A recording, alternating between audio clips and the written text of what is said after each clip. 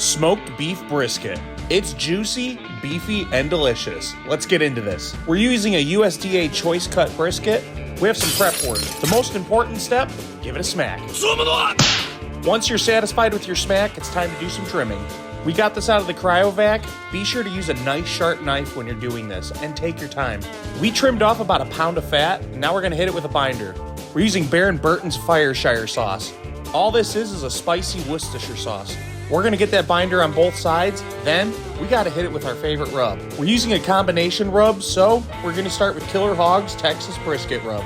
This is a salt, pepper, garlic profile that we definitely need on this. We're gonna hit this on both sides plus the edges. We let this rest for at least 10 minutes before we add on our second one. Next, we're gonna hit it with Killer Hog's The Barbecue Rub. This rub's not only gonna add some really good flavor, it's gonna give it a nice rich mahogany look once it's all done. We're putting this on both sides, letting it rest for 15 minutes before we take this out to the smoker.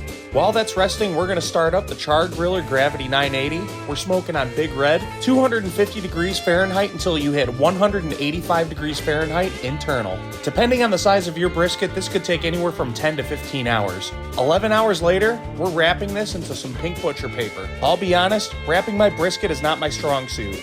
But through the power of video editing, you don't have to see me struggle. So, look at that. You got this nice and wrapped tightly around that brisket, and we're going back onto the smoker.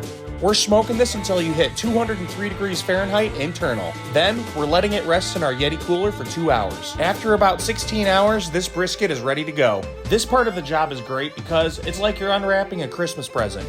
That, and with all the hard work, it's truly satisfying to see the final product. And just like that, we got a nice jiggly brisket. That butcher paper has done its job, so we're gonna get rid of that. And now, it's time to carve this thing up. I mean, look at that jiggle. You can't go wrong with that. I highly suggest getting yourself a good brisket knife. I got this one from How to Barbecue Right. We like to make the cuts right between the point and the flat. And let's check it out. Oh yeah, she drippy. Would you just look at that? Man, I'm not even squeezing this. Now that we have it all sliced up, it's time to check it and wreck it. Of course, this turned out incredible. This recipe, you really don't even need your teeth to chew.